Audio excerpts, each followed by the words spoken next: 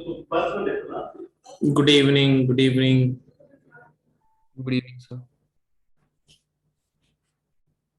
Good evening Sukrit, तुमने answer कर दिया इसका फर्स्ट का? पहले का हो गया सर। कितना आंसर है? सर 44 आ रहा शायद से। चलो भाई, बाकी लोग भी ट्राई कर लो पहले। एक आंसर आ गया 28। Huge difference.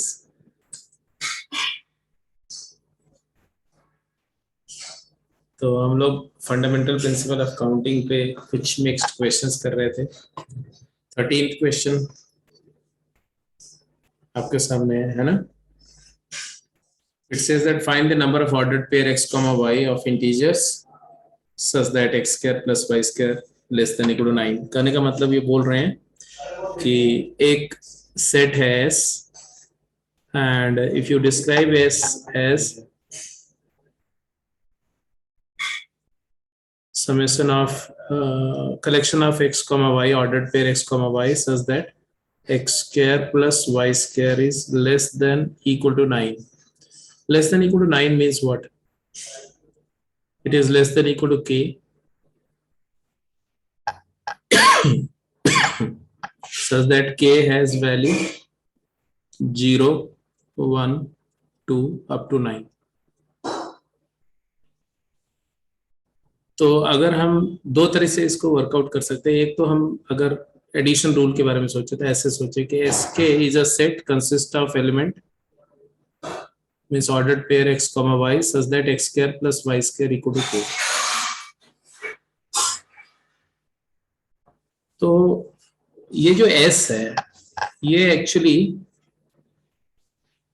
It is S is union of S0, S1, S2 and so on S9, where these S0, S1, S2 they are the disjoint subsets।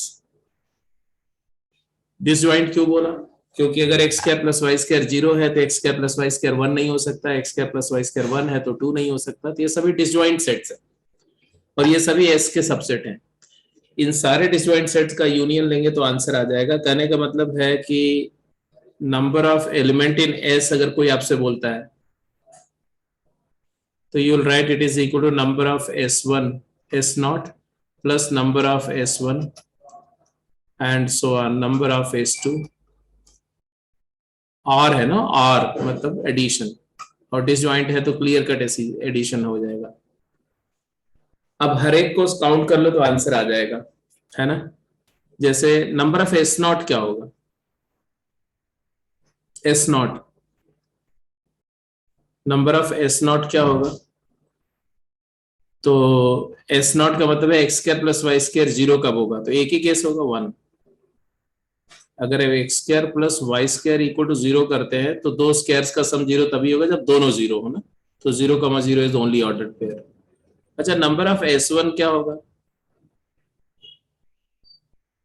X square plus y square 1 चाहिए हमें, दो integer के square का सम 1 चाहिए। तो obvious सी बात है कि एक 1 होगा दूसरा 0।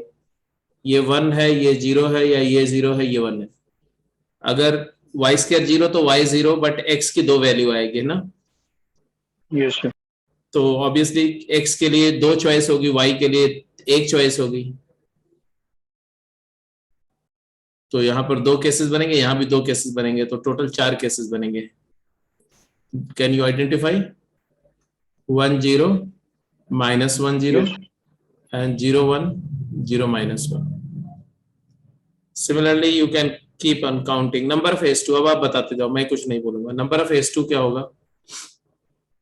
तो आप देखोगे x square plus y square equal to 2 की क्या पॉसिबिलिटी है? दोनों केसेस में किसी इंटीजर का स्क्वायर 2 नहीं हो सकता। तो ऑब्वियस सी बात है 2 0 वाला केस हो नहीं सकता कि ये 2 हो जाए ये 0 हो जाए। तो एक ही केस होगा जब दोनों 1 हो जाए। दोनों 1 हुआ तो एक्स के लिए दो चॉइस, वाई के लिए दो चॉइस, तो 4 choice. I hope you got it. 1 1 1 minus 1 minus 1 1 and minus 1 minus 1, है ना? क्लियर है? ऐसे ही आप काउंट करते जाओ। नंबर ऑफ S3 क्या होगा? तो दो इंटीजर के स्क्वायर का सम 3 होगा। क्या ये पॉसिबल है? देखो 0 3 नहीं पॉसिबल क्योंकि इंटीजर का स्क्वायर 3 नहीं हो सकता। 1 2 नहीं पॉसिबल है क्योंकि इंटीजर का स्क्वायर 2 नहीं हो सकता। तो ये पॉसिबिलिटी नहीं है, दिस इज इम्पॉसिबल। तो ये आ जाएगा null set. Number of S4 क्या होगा? तो इंटीजर का स्क्वायर 4 चाहिए, तो 0 4 और कोई पॉसिबिलिटी नहीं। 1 3 तो 3 नहीं पॉसिबल है और 2 2 भी नहीं पॉसिबल है। तो 0 4 का मतलब क्या हुआ? 0 2 and 0 -2 and similarly 2 0 and -0। 4 possibility इसकी आ गई। नंबर ऑफ S5 क्या आ गया? नंबर ऑफ S6 क्या आ गया?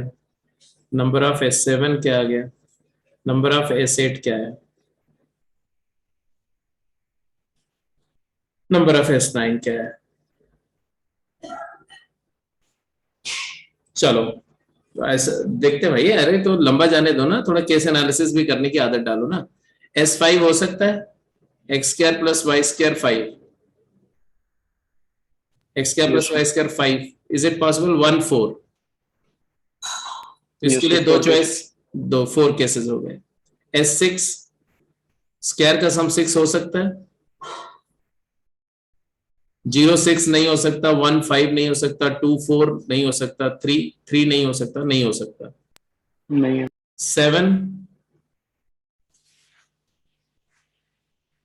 7 हो सकता है। 1 6 नहीं हो सकता, 0 7 नहीं हो सकता, 2 5 नहीं हो सकता क्योंकि स्क्वायर 5 नहीं हो सकता, 3 4 नहीं हो सकता, बस तो ये भी नहीं हो सकता। S8 हो सकता है। 4 4 x² + y² 8 पॉसिबल है। कब होगा? जब दोनों 4 हो जाए। दोनों 4 हो जाए तो ये x भी +-2 और y भी +-2। तो ऑब्वियसली 4 केसेस हो गए। S9 x² + y² 9 हुआ। कब होगा? 0 9 ये पॉसिबिलिटी है, 9 0 वाली पॉसिबिलिटी। और कोई पॉसिबिलिटी है? These are the only possibilities. तो 0 ±3, 0 ±3 तो 2 ऑर्डर पेयर ये हो गए और +-3 0 2 ऑर्डर पेयर ये हो गए, 4। नाउ इफ यू काउंट तो आंसर तुम्हारा आ जाएगा कितना? 1 + 4 + 4 कितना आ गया? 9 4 13 4 17 17 एंड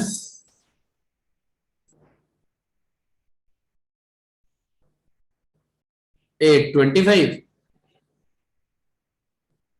यस एक बार काउंट करो, कोई केस छूट तो नहीं रहा।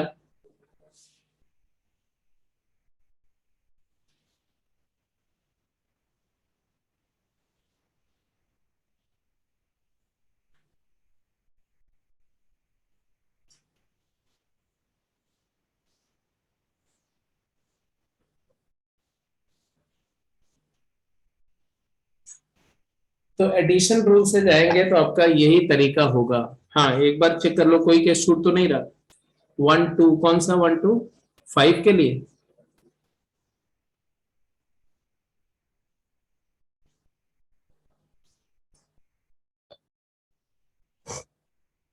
5 के लिए तो ले ही लिया ना। 5 के लिए तो 1 2 एंड 2 1 एंड माइनस। हाँ इसमें कुछ 1 के लिए 2 पॉसिबिलिटी है, +-1, इसके लिए भी 2 पॉसिबिलिटी है। तो यहां पर हमने काउंटिंग में थोड़ा सा गड़बड़ किया हुआ है। -1 -2 -2 -1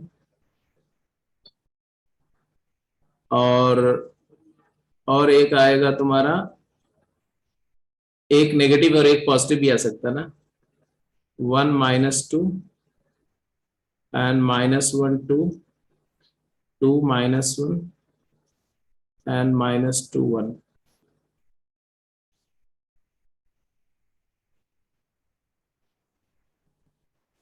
x² + y² 5 के कॉरेस्पॉन्डिंग हमारे पास में 8 पॉसिबिलिटीज हैं। समझ रहे हो कि नहीं? यस इसके पहले जितने भी केसेस थे हर एक में क्या था कि दोनों ऑर्डर्ड पेयर, एक 0 है और एक नॉन 0 था, या दोनों सेम थे, दोनों डिफरेंट किसी नहीं थे, इसलिए हर एक केस में 4-4 केसेस हो रहे थे। यहाँ पर दोनों डिफरेंट है तो 1 2 के करस्पॉन्डिंग 4 हो जाएंगे सेम साइन वाले, 1 2 2 1 एंड 1 -2 -1 -2 एंड -2 -1। बट एक पॉजिटिव एक नेगेटिव के भी 4 केसेस बनेंगे, टोटल 8 होंगे। तो टोटल फाइनल आंसर आएगा जो तुम्हारा, एक केस में 8 कर दो बस और बाकी सब ठीक है, 1 4 4 4 8, ये वाला 8 कर दो तो आंसर कितना आ गया 29। हाँ, मैंने बोला कि जब हम एडिशन रूल से करेंगे ना तो यही तरीका है, एडिशन रूल से करेंगे तो this is the way. But मैंने बोला कि किसी भी प्रॉब्लम को करने समय आप दोनों चीजें एक्सप्लोर कर सकते हो, एडिशन रूल, मल्टीप्लिकेशन रूल। यहां पर वैसे एडिशन और मल्टीप्लिकेशन दोनों यूज हो रहे हैं, क्योंकि यहां पर ये एडिशन यूज हुआ बट हर एक का इंटरनल काउंटिंग में मल्टीप्लिकेशन हुआ, एक्स की चॉइसेस इंटू वाई की चॉइसेस मल्टीप्लाई हो रही, ठीक है। बट इसी बात को कॉम्प्लीमेंट्री रूल से भी कर सकते हैं, ठीक है। अब जैसे साकेत ने बोला कि इसको हम लोग ऐसे भी सोच सकते हैं कि x square plus y square equal to 9 एक सर्कल होता है। अब देखो मैं कॉम्प्लीमेंट्री रूल का इस्तेमाल कर रहा हूं, कैसे करेंगे वो देखो। ये है तुम्हारा एक सर्कल जिसका सेंटर है 0 0 और रेडियस है 3। और अगर आप बोलते हैं x square plus y square less than equal to 9, ये एडिशन रूल हटा दूं मैं, सबको समझ में आ गया, इसमें तो कोई डाउट नहीं। तो let us remove this case analysis। अब यहां पर देखो, सबसे पहले तो ये जो आपका है y square is less than equal to 9 minus x square, therefore I will say that 3 minus x into 3 plus x is greater than equal to 0, क्योंकि y स्क्वायर तो हमेशा पॉजिटिव या 0 होगा। तो यहां से आ जाएगा कि x belongs to -3 to 3, वेविकर method लगाओ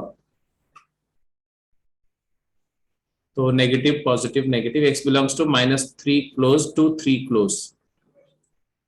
इसका मतलब है कि number of choices of x क्या है, तो 7, and similarly number of total choices of y क्या है डोमेन कंडीशन में, वो भी 7। तो अगर मैं बोलूं कि total number following the domain restriction, total number of ordered pair x, y कितने बनेंगे, तो आप बोलेंगे it is equal to 7 square that is 49।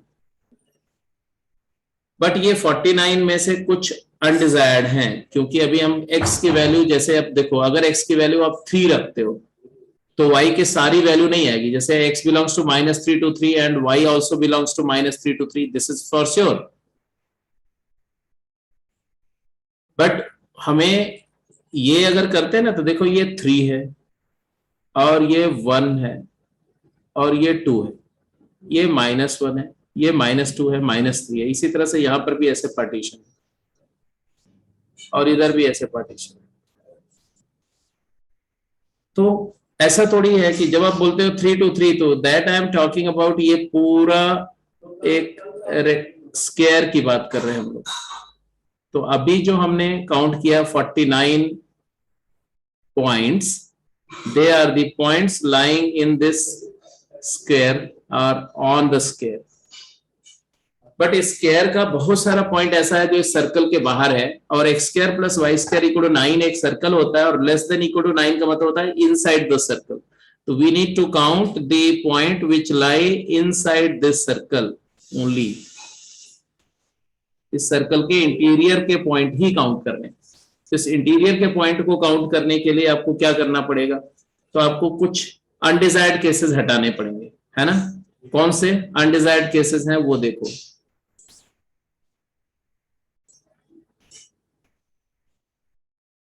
अगर x की वैल्यू 3 है तो आप x को if x equal to 3 put करते हो तो आपको मिलेगा y square is less than equal to 0, मतलब x इक्वल टू 3 के कॉरेस्पॉन्डिंग कौन कौन से y क्या क्या नहीं हो सकता, तो y can B only 0, y can B only 0, तो y कैन नॉट बी क्या +-1 +-2 ±3। तो ये अनडिजायर्ड केसेस हो गए। कितने? 2 2 4 2 6 केसेस अनडिजायर्ड हो गए एक्स इक्वल टू 3 के कॉरस्पॉन्डिंग। इसी तरह से एक्स इक्वल टू -3 के कॉरस्पॉन्डिंग भी अनडिजायर्ड केसेस हो जाएंगे। एक्स, अगर एक्स की वैल्यू -3 ले रहे हैं तो भी यही अनडिजायर्ड केसेस हो जाएंगे। तो इन दोनों के कॉरस्पॉन्डिंग समझ में आ गया। ऐसे ही अगर x की वैल्यू +-2 लेते हो तो क्या होगा? +-2। तो अनडिजायर्ड केसेस क्या आएंगे? तो y स्क्वायर के ऊपर कंडीशन क्या आएगी? देखो x को +-2 रखो तो y square is less than equal to 5। तो y क्या नहीं हो सकता? ये देखो, y can be anything accept y की वैल्यू 2 हो सकती है, 3 नहीं हो सकती। तो y can not be +-3। Yes. ऐसे अगर x की वैल्यू +-1 हो गई, in that case y square is less than equal to 8। इसी इनइक्वालिटी से देखना है, इसी इनइक्वालिटी से। इसका मतलब y की वैल्यू +-3 नहीं हो सकती।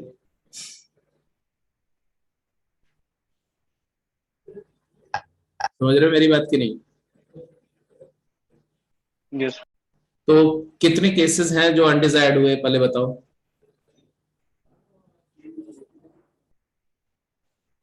यहां पर +-3 के कॉरस्पॉन्डिंग हर एक के कॉरस्पॉन्डिंग 6 केसेस हैं। तो अनडिजायर्ड केसेस काउंट करो तो 12 अनडिजायर्ड केसेस यहां आ गए। 12, और यहां पर 2 के कॉरस्पॉन्डिंग जो है कितने हैं? 2, 4, 4 हो और जाएंगे यहाँ। तो 4 ये भी अनडिजायर्ड है। और इसमें 4, 4 यहाँ भी अनडिजायर्ड है। तो कितने केसेस टोटली अनडिजायर्ड हो गए? 20, 20 केसेस अनडिजायर्ड हो गए। और therefore total number of cases कितने थे? 49। तो therefore number of desired cases जो हमें काउंट करना है वो क्या हो जाएगा? 49 - 20 दैट इज 29। ठीक है। तो एक तरीका ये, इसको इसमें हमने कॉम्प्लीमेंट्री मेथड यूज किया कि total number of possible cases applying the domain restriction minus number of undesired cases. इसी को ज्योमेट्रिकली देखो तो ऑब्वियसली 3 के कॉरस्पॉन्डिंग एक ही केस आएगा और 2 के कॉरस्पॉन्डिंग क्या क्या आएगा? तो आप सीधे सीधे x की वैल्यू 2 डाल दो तो y square less than equal to 9। तो ऐसे ऐसे भी बोल सकते हैं ना, x इक्वल टू 3 तो y equal to 0, x equal to 2 तो y क्या क्या हो सकता है? तो y square less than equal to 5 है तो y कैन बी, बोलो, 0 1 +-1 +-2। +-2, x इक्वल टू 1 किया तो y square has to be less than equal to 8। तो y can be what? 0 +-1 +-2। And x equal to 0 किया तो y कैन बी 0 +-1 +-2 +-3। तो अब काउंट कर लो, जो 3 के लिए होगा वही -3 के लिए होगा, जो 2 के लिए होगा वही -2 के लिए होगा, जो 1 के लिए होगा वही -1 के लिए होगा। तो ऑब्वियसली यहाँ पर 2 केसेस हो गए तो आंसर काउंट करो तो 2 प्लस यहाँ पर कितने हैं? ये 2 केस हर एक के करस्पॉन्डिंग कितने हैं? 5। तो 5 2 10 प्लस यहाँ पर 2 केसेस है, हर एक से 5 केसेस हैं तो 5 2 10 प्लस यहाँ पर एक केस है और उसके कॉरस्पॉन्डिंग 9 पॉसिबिलिटीज है, 2 2 4 2 6। 0 आया, +-1 आया, +-2 आया, +-3 आया। कितने हो गए? 7 केसेस। तो टोटल काउंट होकर कितना आ गया? 29। तो एक है कॉम्प्लीमेंट्री मेथड, एक है डायरेक्ट मेथड। ये डायरेक्ट मेथड है, ये अभी हम कैलकुलेट करते हैं, ये डायरेक्ट मेथड है। इन दोनों में हम सर्कल के कॉरस्पॉन्डिंग देख रहे हैं, ये कॉम्प्लीमेंट्री मेथड है।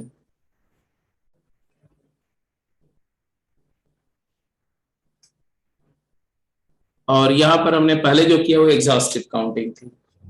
तो एक से एक एग्जॉस्टिव डिस्कशन हो गया कि भाई अब कैसे कैसे कैसे सोच सकते हैं। ठीक है, क्लियर है, कोई डाउट तो नहीं है? हाँ साकेत, अब बोलो, तुम क्या बोल रहे थे?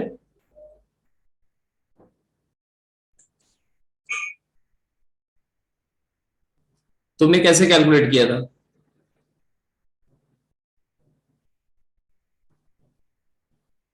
पॉइंट्स प्लॉट करके? तो प्लॉट करने के लिए तूने ग्राफ पेपर यूज किया, तो कैसे प्लॉट किया, एग्जैक्टली प्रिसाइजली कैसे डिटरमिन किया?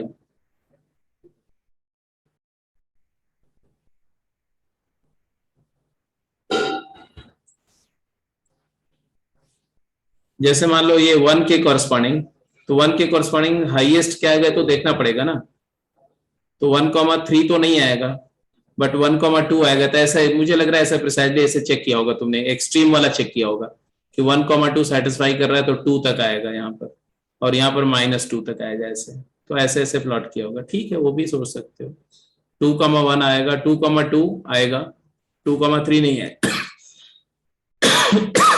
फिर यहाँ पर ऐसे 2 पॉइंट आ गए, 3 के साथ 1 है, तो यहाँ पर क्लियर दिख रहा है कि ये टोटल कितने पॉइंट है, 3 and 3 6 6 1 7 7, और यहाँ पर 2 और 2 4 1 5 7 5 12 12 and 1 13 13 इधर आ गए, तो 13 वाई एक्सिस के लेफ्ट में आ जाएंगे, तो 26।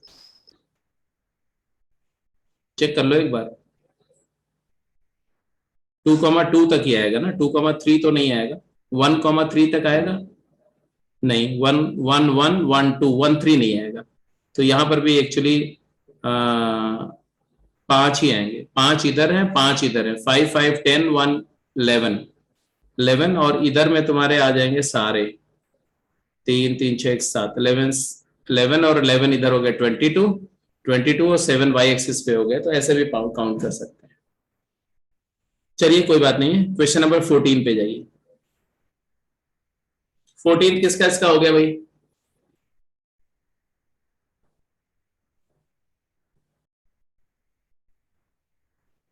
Total number of increasing arithmetic progressions consist of 3 terms that can be formed out of first 2n plus 1 natural number. ये तो समझ में आ रहा है कि हम किन नंबर्स की बात कर रहे हैं। We are taking the set of numbers 1 2 3 4 5 up to 2n minus 1 2n and 2n plus 1, ये numbers हैं। Out of these numbers we are selecting 3 numbers, means we are choosing a plus d, a plus 2d,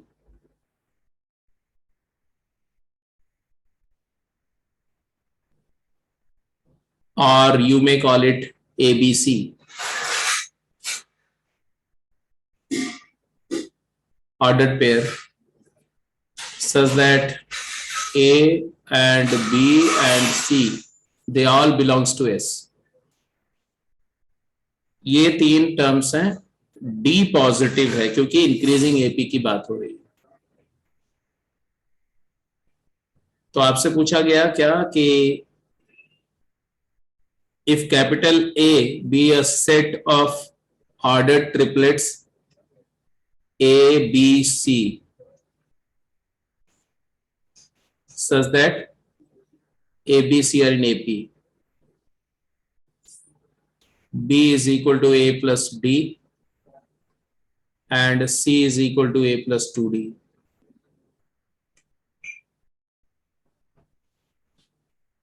तो कैसे counting करेंगे, कितने ऐसे order triplet बनेंगे? तो एक तो तरीका है कि counting on the basis of A, एक केस ऐसे हम काउंट कर सकते हैं कि fix A and vary D. दूसरा पॉसिबिलिटी है कि हम ऐसे काउंट करें, फिक्स डी, कॉमन डिफरेंस को फिक्स करें एंड वेरी ए का वेरिएबल करें, वेरिएशन करें। और तीसरा तरीका है कि कुछ अलग ही सोचें, बिल्कुल सम अनकन्वेंशनल, कुछ आइडिया सोचे काउंट करने के लिए। अब अनकन्वेंशनल आइडिया का मतलब है कि sometimes it will strike, sometime it is not, but पहला और दूसरा मेथड तो हमेशा स्ट्राइक करेगा। जैसे मैं बोल रहा हूँ फिक्स डी, तो डी के बारे में पहले सोचो, डी क्या क्या हो सकता है, कॉमन डिफरेंस क्या क्या हो सकता है। अगर आप 3 नंबर ले रहे हैं तो कॉमन डिफरेंस क्या क्या पॉसिबल है। तो मान लो एक कॉमन डिफरेंस का मतलब क्या है, एक ऐसे कॉम्ब ले लो जिसमें 3 हैं और इनके बीच का गैप कॉमन डिफरेंस है ना, ये गैप है कॉमन डिफरेंस। ये गैप 1 का भी हो सकता है, गैप 2 का भी हो सकता है, गैप 3 का भी हो सकता है। तो डी कैन वेरी। तो अगर मैं डी के बेसिस पे काउंटिंग करता हूं तो D can be 1, D can be 2, D can be 3। What can be maximum value for D? n। D can be N. अच्छा जी, D1 की बात करें, D1 का मतलब क्या हुआ? D1 का मतलब हुआ कि you are talking of number of order triplet A, A+1, A+2। अब ऐसे कितने ट्रिपलेट होंगे? जितनी A की चॉइसेस होंगी। तो this will imply number of triplet कितने होंगे? Number of choices of A। मानते हो कि नहीं मानते हो? Yes sir. और A की कितनी चॉइसेस होगी? तो ऐसे सोचो आप कि ये 1 2 3, अब ये तीन कंसेक्यूटिव नेचुरल नंबर लेनी, 1 2 3। अब इसी को कॉम्ब करते जाओ, कॉम्ब करना जैसे कंघी करते हैं ना, कॉम्बिंग ऑपरेशन इसको बोलते हैं। फिर आ जाएगा 2 3 4, फिर आ जाएगा 3 4 5। समझ रहे? ऐसे चलेगा, this and this and this, ऐसे करके ऐसे शिफ्ट करते जाओ एक एक उसको। तो लास्ट पोजीशन क्या होगी? 2n-1, 2n, 2n+1। Do you agree? Yes sir. तो A की वैल्यू क्या क्या हो सकती है? A can be 1, A can be 2, A can be 3, A can be 4। Last value of A is 2n-1। इसका मतलब 2n-1 number of APs possible है 3 टर्म की। पहला केस समझ में आ गया कि नहीं? जल्दी बोलो। Yes sir. अब काउंटिंग कर लो। ये इसके लिए क्या आएगा? A+2, A+4। अब A की वैल्यू स्टार्ट कहां से होगी? तो ऑब्वियस सी बात है, अब दो एक एक का ऑल्टरनेट हमें काउंट करना है। ऑल्टरनेट काउंटिंग करने का मतलब है कि हम ऐसे स्टार्ट करेंगे, एक एक का गैप करके कॉम बनाएंगे जिसमें एक उसका जो लिंक है वो मिसिंग होगा। ऐसे 1 3 5। अब इसी को एक एक शिफ्ट करेंगे, 2 4 6। समझ रहे हो कि नहीं समझ रहे हो? लास्ट पोजीशन कहां सेट होगी जाकर के? लास्ट पोजीशन कहां पर सेट होगी? 2n+1, 2n-1 and 2n-3। यहां 2n+1 से स्टार्ट करो, दो दो सब्ट्रैक्ट करो, तो 2n-3 नंबर ऑफ, तो number of choices of A here in this case will be 2n-3। क्योंकि जब n की वैल्यू 2n-3 दोगे तो 2n-3 में 2 ऐड करोगे तो आएगा 2n-1, और फिर 2 ऐड करो तो आएगा 2n+1। तो लास्ट 2n+1 से आगे जा नहीं सकते। I hope you got it. Hello, समझ में आ रही बात कि नहीं? Yes sir. अब आगे कंप्लीट कर, अब आगे कंप्लीट कर जाओ। मुझे बताओ ये वाले कितने होंगे? अब मैं कुछ नहीं बोलूंगा, आपका आंसर है। तो आप लास्ट वाले को देखो बेटा, A+6 जो है वो लेस देन 2n+1 होना चाहिए, or equal to, A is less than equal to 2n-5। तो 2n-5 AP।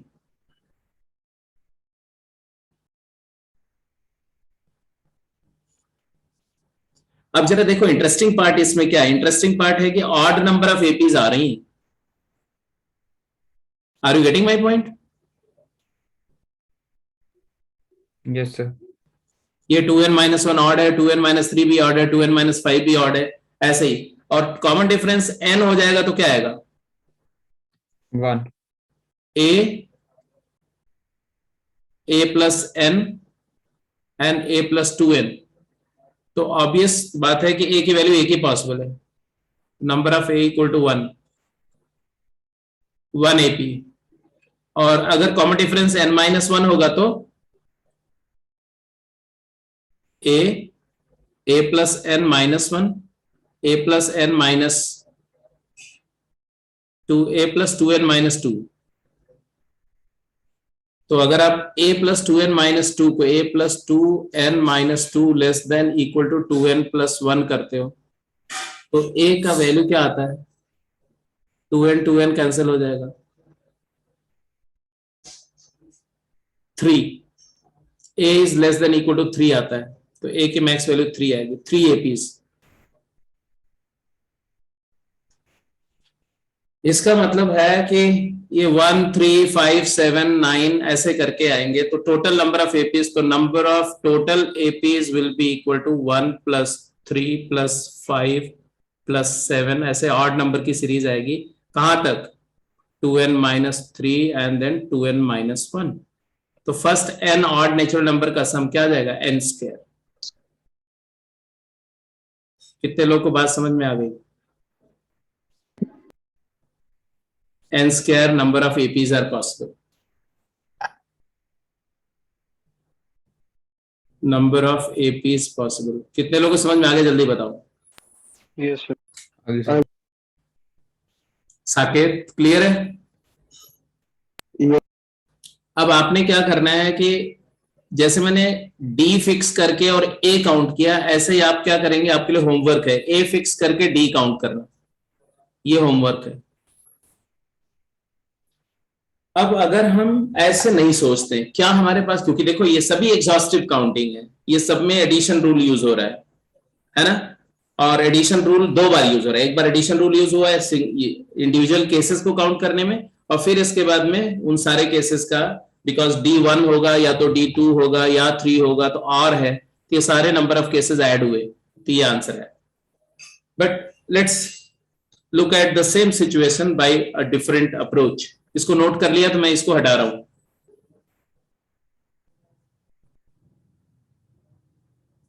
चेंज कर दें, स्लाइड को चेंज कर दें। Yes, sir. देखो अब इसी प्रॉब्लम में थोड़ा सा मैं डिफरेंट तरीके से सोचने के लिए आपको इंस्पायर कर रहा हूं, देखें कि आप सोच पाते हैं कि नहीं। A, B, C are in AP, right? अगर A, B, C AP में है तो 2B equal to A plus C,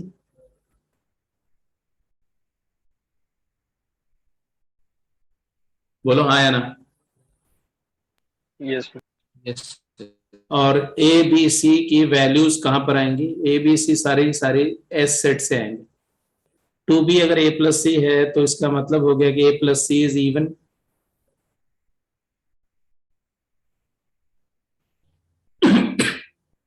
yes और no? Would hold equal to odd number. A plus C, क्या बोला, क्या? कुछ नहीं नहीं, तुम कुछ बोलते हो वो बहुत जरूरी है सुनना, क्योंकि कई बार तुम जो है ना मिस इंटरप्रेट करके भी बोल देते हो ना। हाँ क्या बोला तुम्हारा, तुमने क्या सेंटेंस बोला था, फिर से रिपीट करो। सर मिस इंटरप्रेट कर दिया था, मैं को लगा इसमें सारे ओड एलिमेंट। हाँ तो ऐसा नहीं, इसमें सारे ऑड नहीं है, तो तुम देख ही रहे हो सारी नेचुरल नंबर्स हैं। A प्लस सी इवन है, A प्लस सी इवन है क्योंकि ट्वाइस ऑफ B है, twice of integer is even integer, और अगर दो इंटीजर का सम इवन है, इसका मतलब है कि A and C have same parity.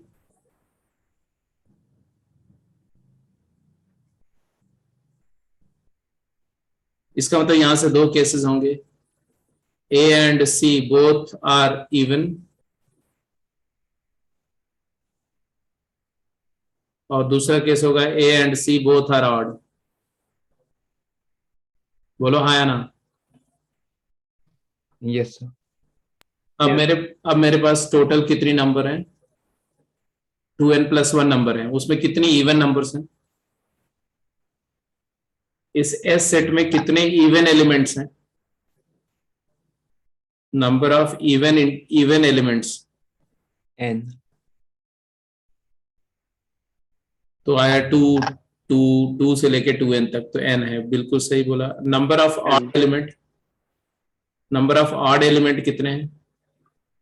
n+1 n+1। n+1 अब ये n एलिमेंट में से 2 एलिमेंट सिलेक्ट करने, एक ए के लिए और सी के लिए, है ना। n में से 2 एलिमेंट सेलेक्ट करने। अच्छा, जो 2 सेलेक्ट करोगे, बिकॉज इंक्रीजिंग एपी है, तो छोटा वाला ए होगा और बड़ा वाला सी होगा। मानते हो कि नहीं मानते हो?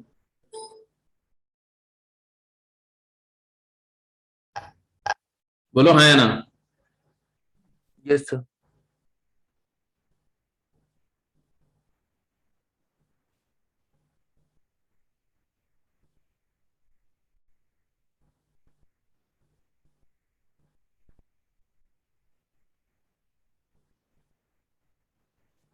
तो बस काउंट कर जाओ फटाफट, अब तो कोई दिक्कत नहीं फिर।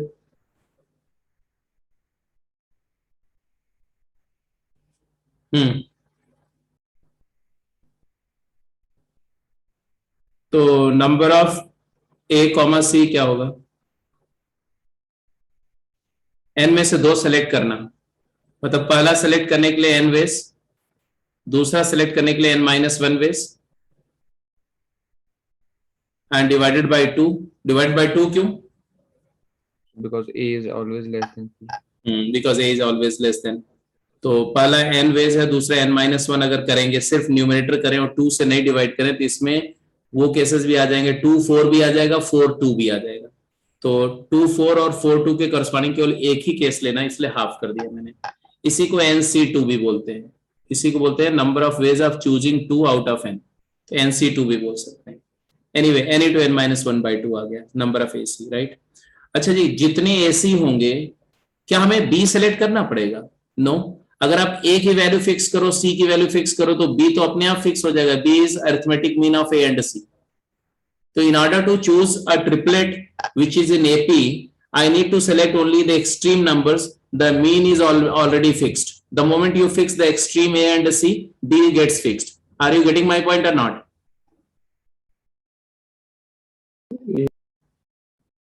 बड़े बड़े दबे मन से बोल रहे हो।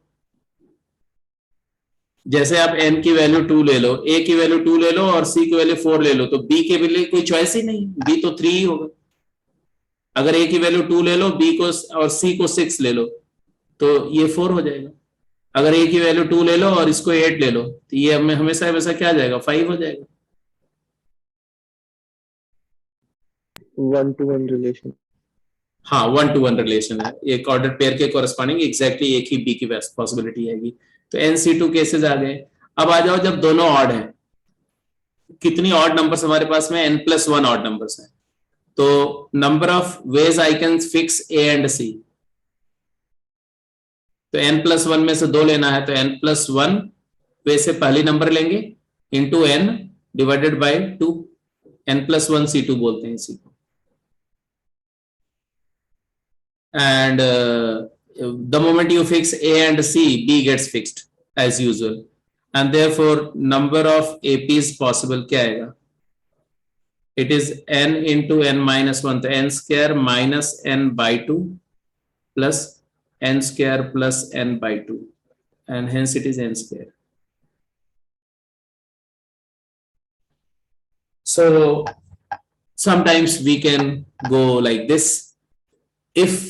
If something of this sort strikes to our mind, जरूरी नहीं है कि ये चीज हमेशा स्ट्राइक करेगी, बट ऐसा क्रिएटिविटी होना चाहिए।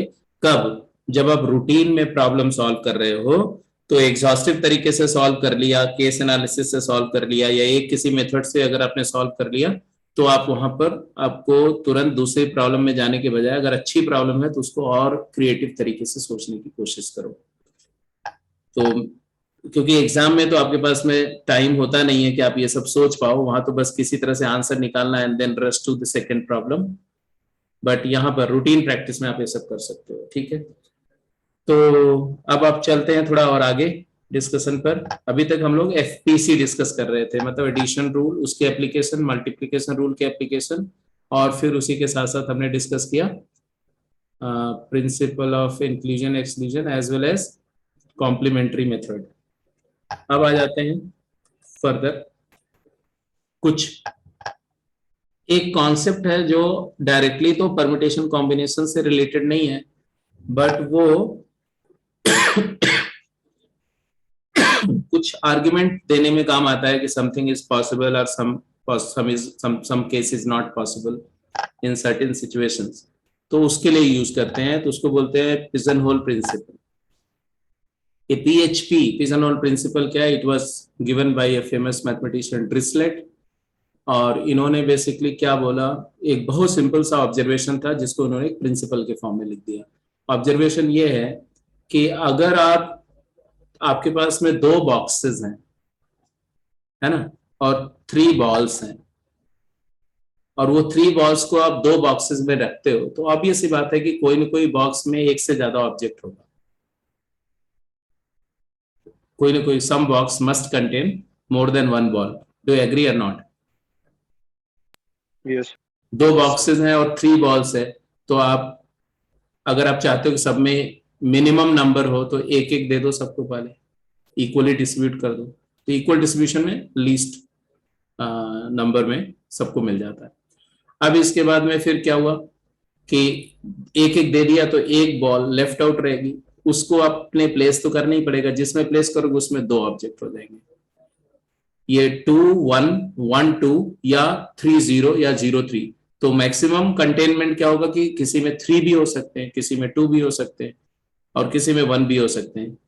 तो ऑब्वियसली कोई ना कोई ऐसा बॉक्स होगा जिसके अंदर में एक से ज्यादा ऑब्जेक्ट होंगे। कहने का मतलब है कि अगर कंटेनर्स और कंटेंट का नंबर कंटेनर के नंबर से ज्यादा है, तो किसी न किसी कंटेनर में एक से ज्यादा ऑब्जेक्ट होंगे। Do agree?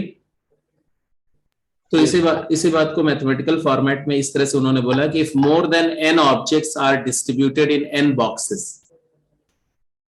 Boxes, container, places, persons, कुछ भी मान लो, more than n objects, more than n, हाँ मोर देन n ऑब्जेक्ट्स मतलब more than n pigeons are kept into n number of pigeonholes, then at least one hole, one container must contain more than one object in it, more than one pigeon in it। मतलब n+1 pigeon को या n से ज्यादा pigeons को n number of pigeon hole में डालो, तो किसी न किसी होल में एक से ज्यादा पिजन्स होंगे। तो दिस इज द आइडिया, जिसको प्रॉपर मैथमेटिकल फॉर्मेट में ऐसे बोला गया कि if m number of pigeons are placed in n pigeon holes, और यहां पर m की वैल्यू n से बड़ी है, then there will be more than one pigeon in at least one pigeonhole। ये फर्स्ट पिजनहोल प्रिंसिपल। अब आपको एकदम फनी सा लग रहा होगा कि इसमें कौन सा प्रिंसिपल है, इसमें कौन सी बड़ी बात है ना? ये तो बहुत ऑब्वियस सी बात है, बट इसके एप्लीकेशंस बहुत ही इंटरेस्टिंग होते हैं। जनरलाइज पिजनहोल प्रिंसिपल क्या है? तो इस generalise pigeonhole principle comes basically from division algorithm. Division algorithm क्या बोलता है कि अगर m को n से डिवाइड करो तो एक कोशेंट जाएगा q प्लस रिमाइंडर आएगा r। मतलब if m is nq plus r and if m number of pigeons या objects are kept into q number of pigeonholes,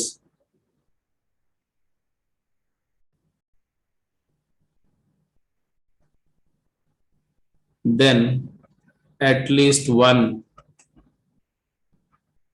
whole pigeonhole shall contain n+1 pigeons। Idea क्या है? ये दिया हुआ है m is nq plus r। q number of holes में अगर आप m पिजन को डालोगे तो n n n सब में डाल दो, तो कितने कंज्यूम हुए? n times q। अब कुछ बच गए। r की वैल्यू यहां पर क्या है? r की वैल्यू डेफिनेटली n से लेस है, तो कुछ बच गए, जो बच गए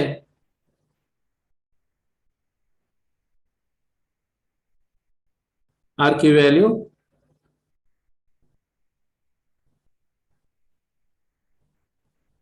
क्यू लिया हमने ना, तो आर की वैल्यू क्यू से ले से सॉरी, तो जो बच गए वो उसमें उसको फिर से रीडिस्ट्रीब्यूट करोगे तो एक एक किसी न किसी में तो एक जाएगा ही जाएगा डेफिनेटली, तो ऑब्वियस सी बात है कि n+1 हो जाएगा उसमें। जैसे अगर मैं बोलूं कि 16 बुक्स आर डिस्ट्रीब्यूटेड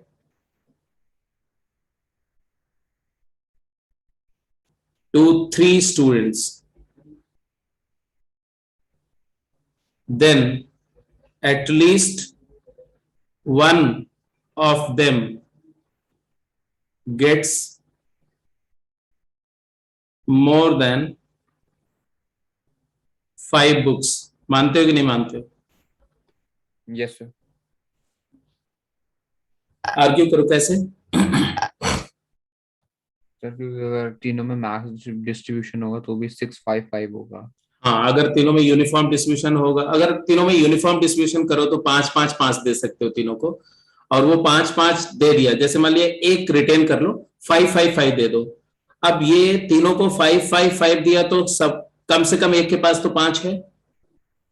अगर आप बोलोगे सर, अब अगर आप बोलोगे सर सबको इक्वल क्यों दे रहे हो, अनइक्वल कर दो, तो भाई किसी एक का उठा के दूसरे को दे दो तो उसके पास नंबर ज्यादा हो जाएगा, 5 से 6 हो जाएगा। तो इक्वल डिस्ट्रीब्यूशन किया तो इक्वली अगर डिस्ट्रीब्यूट किया तो सबका नंबर को मिनिमम रखा, मतलब मैक्सिमा को कम किया। अगर आप मैक्सिमा को रिड्यूस करना चाहते हो तो इक्वली डिस्ट्रीब्यूट कर दो। अब इक्वल डिस्ट्रीब्यूट करके 5-5 दे दिया, फिर भी आपके पास एक बुक बची हुई है, वो बुक जिसको भी दोगे तो उसका क्या हो जाएगा, उसके पास 6 हो जाएगा। तो 5 से ज्यादा बुक कम से कम एक बच्चे के पास होगी ही होगी। वैसे तो ये भी हो सकती है कि 16-0-0 किसी बच्चे के पास 16 बुक भी हो सकती है, तो 16 आप ऐसे और नहीं कर सकते हो। आप ये नहीं बोल सकते हो कि 16 बुक्स को 3 बच्चों में दोगे तो किसी न किसी बच्चे को 16 मिलेगी, नहीं बोल सकते आप। लेकिन आप ये किसी न किसी बच्चे को 10 मिलेगी ये भी नहीं बोल सकते आप। किसी न किसी बच्चे को 7 मिलेगी ये भी नहीं बोल सकते आप, क्लेम नहीं कर सकते। ऐसा हो सकता है किसी को 7 मिल जाए, but you can not say that come से कम एक बच्चा होगा जिसको 7 मिलेगी मिलेगी, बट कम से कम एक बच्चा होगा जिसको 6 बुक्स मिलेंगे मिलेंगी, ये आप सर्टेनली बोल सकते हो। डू यू एग्री और नॉट? Yes sir. तो कम से कम एक बच्चा होगा जिसको 5 से ज्यादा बुक्स मिलेंगे ही मिलेंगे, ये हम विद सर्टेनिटी बोल सकते हैं। तो ये पिजन होल का आउटकम है, पिजन होल प्रिंसिपल का। तो जनरलाइज पीएचपी भी समझ में आ गया कि m into n+1 और m into n+r number of pigeons are kept into m pigeon hole, then some pigeon hole must contain n+1 pigeons। तो ये जो दो प्रिंसिपल हैं पीएचपी के, इन्हीं को यूज करके कुछ आर्ग्यूमेंट देते हैं, कुछ क्वेश्चंस करते हैं। देखते हैं आप कैसे बोलेंगे। क्वेश्चन क्या है? Show that out of 8 students at least 2 must have their birthday on the same day of week। ये क्वेश्चन है। अब देखो, जब मैं एकदम स्ट्रेट वे आपको कंटेनर और ऑब्जेक्ट दूंगा तब तो आपको आसानी से समझ में आ जाएगा कि कैसे आप अप्लाई करोगे, लेकिन जो प्रॉब्लम्स मिलेंगे जहां पर एक्चुअली पीएचपी को यूज करना पड़ेगा, वहां पर आपको पहले यही चैलेंज होगा कि यहां पर पीएचपी अप्लाई होगा ये समझना। जैसे यहां पर तुमने क्या आर्गुमेंट दिया, ओजस तुम कुछ बोल रहे थे?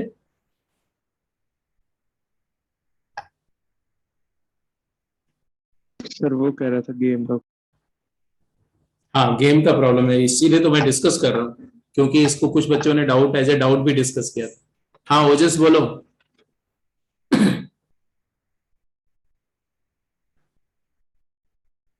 सर डेज को होल्स मान लेंगे और स्टूडेंट्स को पीछे।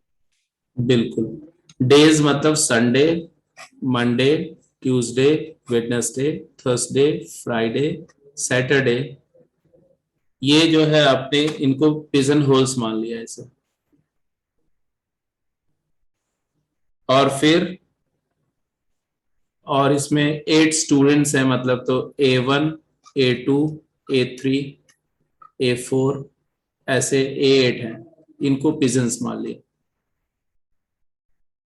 और इनको पिजन होल्स मान लिया। तो अब ये सी बात है कि 7 पिजन होल्स हैं और 8 पिजन्स हैं, तो ये 8 पिजन्स को 7 पिजन होल्स में प्लेस करेंगे, तो by PHP at least one PHP 1 at least one day receives more than two students. More than one नहीं आएगा सर? हाँ, मोर देन वन ही बोलो, 2 तो नहीं क्लेम कर सकते, मोर देन 1 स्टूडेंट्स, 2 और मोर देन 2 बोल सकते, 2 और मोर ऐसा भी बोल सकते हैं। तो एटलीस्ट मोर देन 1 बोलो या 2 और मोर देन 2 बोल सकते हैं, तो एटलीस्ट 2, तो at least 2 will lie on the same day, मतलब at least 2 have same birthday. Birthday की बात हो रही, बर्थ डेट नहीं है। अगला क्वेश्चन, अब इसी तरह के आर्ग्यूमेंट आपसे एंटिसिपेटेड होंगे, ठीक है। जैसे था, how many minimum students do you need in a batch so that to ensure there are at least 2 who have same first 2 initials.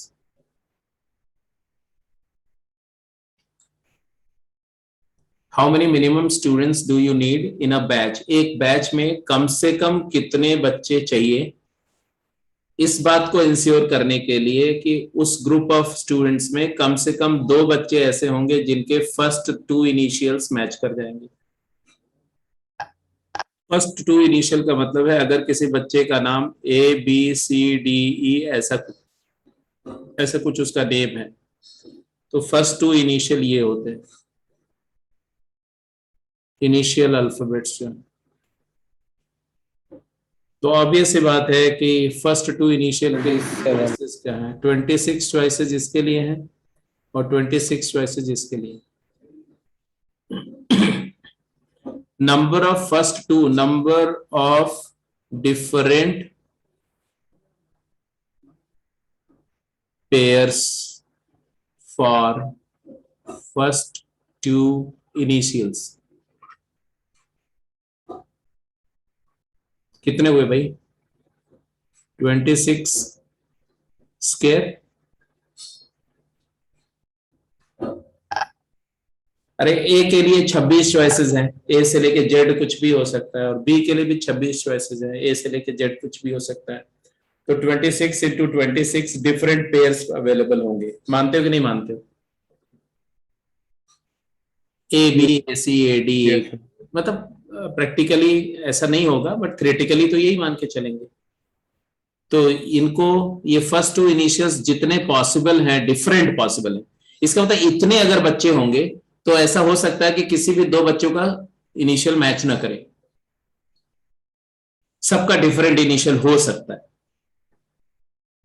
And therefore minimum number of student कितने चाहिए? Minimum number of student in the batch so that come से कम 2 बच्चों का initial coincide कर जाए।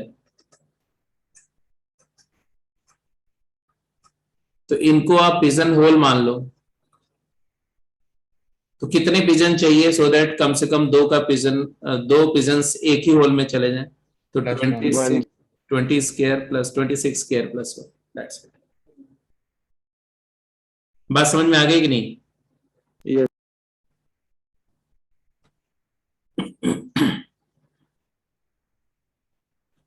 जल्दी answer करो।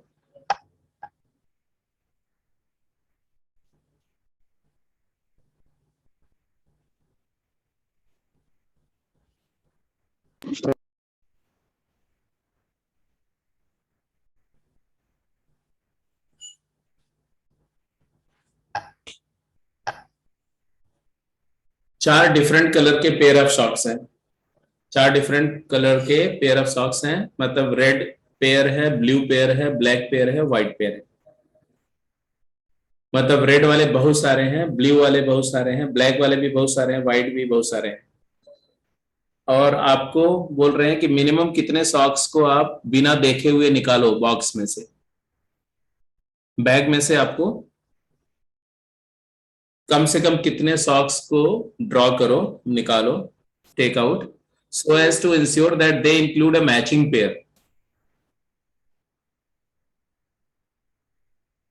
Obviously 5, क्योंकि अगर आप 2 निकालते हो तो दोनों रेड हो सकते हैं, 3 निकालते हो तो ऐसा हो सकता है कि 2 रेड 1 ब्लू हो जाए, बट ये भी हो सकता है कि रेड ब्लू और ब्लैक हो जाए। 4 निकालते हो तो ऐसा हो सकता है कि 2 रेड और 2 ब्लू के पेयर आ जाए, या 2 रेड और 1 ब्लू और 1 व्हाइट आ जाए, या 2 रेड 1 ब्लू 1 ब्लैक आ जाए। मतलब 2 आइडेंटिकल कलर हो सकते हैं, बट यू कैन नॉट से फॉर श्योर। ऐसा भी हो सकता है कि सारे 4 के चारों रेड ब्लू ब्लैक व्हाइट चारों डिफरेंट आ जाए। तो 5 चाहिए, कम से कम 5 लाएंगे तो मैचिंग पेयर मिलेगा ही मिलेगा। मतलब यहां पर पिजन होल्स क्या लिया आपने, जो कलर्स है ना उनको पिजन होल्स ले लिया। 4 colours, red, blue and black and white, ये 4 कलर के 4 पिजन ले लिए, चारों कलर को पिजन होल मान लिया, और पिजन्स मतलब सॉक्स ले लिए। तो obvious सी बात है कि 4 पिजन होल है और 2 सॉक्स को सेम कलर पे जाना है, तो यू नीड 5 सॉक्स। तो 5 सॉक्स को ड्रॉ करेंगे तो you will certainly ensure that there is a matching pair.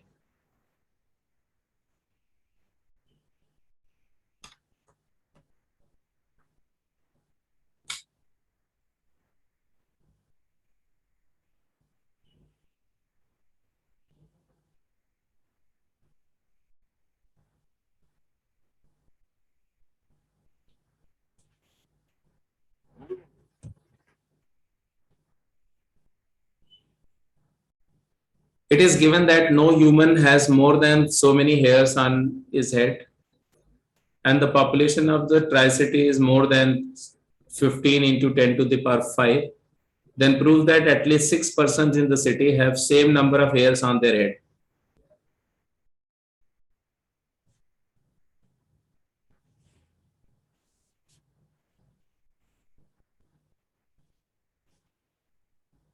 Argument दो। सुकृत अनम्यूट करो और आर्ग्यूमेंट दो। सर अगर ट्राई सिटी की पॉपुलेशन इक्वल टू है 15 × 10⁵ और तो सर इनको डिवाइड करेंगे तो सर 5 आता है। तो सर मतलब अगर इक्वल है तो सर ये पॉसिबिलिटी है कि सब 5 मतलब 5 पर्सन के पास इक्वल नंबर ऑफ हेयर्स हो। तो अब इसमें दे रखा है कि इट इज मोर देन, तो सर एटलीस्ट तो +1 हो जाएगा सर, तो 6 हो जाएगी। m is equal to 15 into 10 to the power 5 plus k number of persons, क्योंकि more than so many, और n तुम्हारा है वो है 3 into 10 to the power 5। का मतलब क्या है?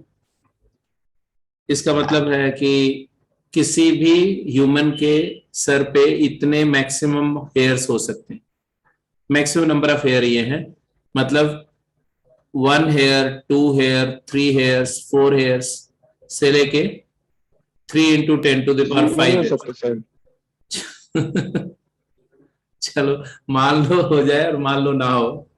0 हेयर थोड़ा सा इम्प्रैक्टिकल है, हो भी सकते, क्यों नहीं हो सकते, बट मान लो कि कम से कम सर एक अगर है। होंगे तो फिर तो चेंज ही नहीं हो जाएगा आंसर में।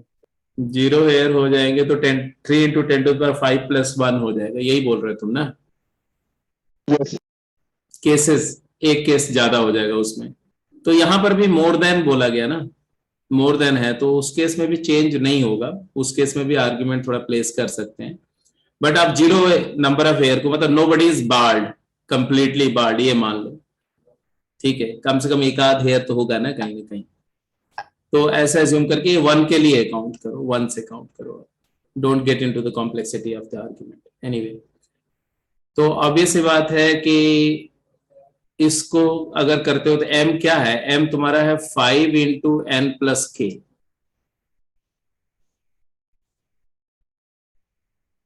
तो अगर m नंबर, अब इसको n को क्या मान लो, n को क्या मान लो, इसको मान लो आप पिजन होल,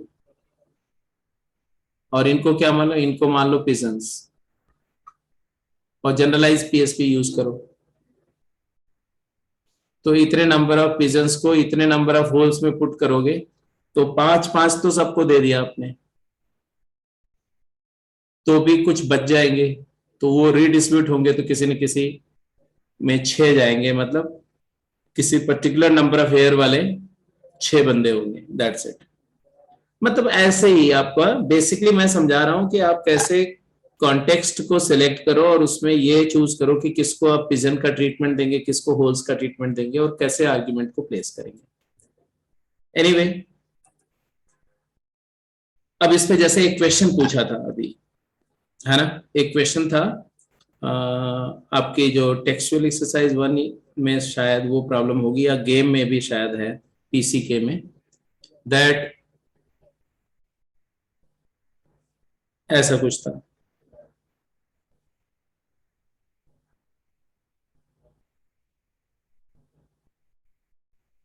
क्या एग्जैक्ट क्वेश्चन क्या था? 36।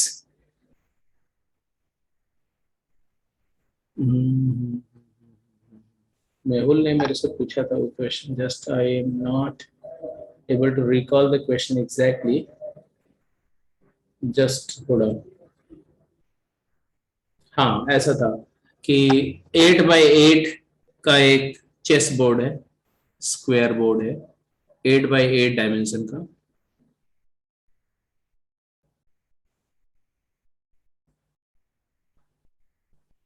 और 17 spiders are kept randomly on it, मतलब 17 spiders are roaming on the web।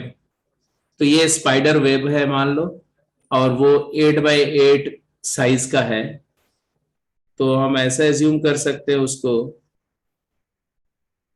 कि ऐसे इसका 2 पार्ट कर दो, ऐसे 2 पार्ट कर दो, तो 4 बॉक्सेस हो गए, फिर से 2 पार्ट कर दो इधर, और इधर भी 2 पार्ट कर दो।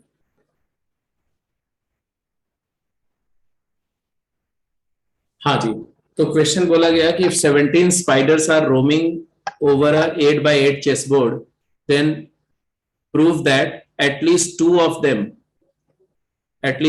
them is always closer than, at least two of them always stay closer than 2√2 inches।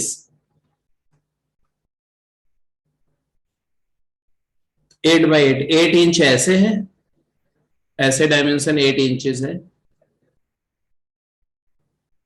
और ऐसे वाली डायमेंशन भी 8 इंचेस है।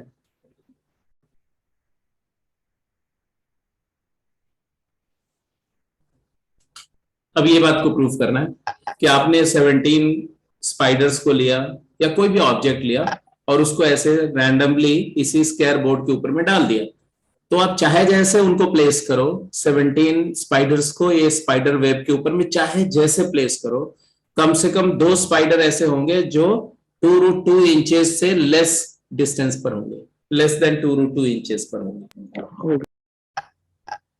क्या आर्ग्यूमेंट दिया बोलो?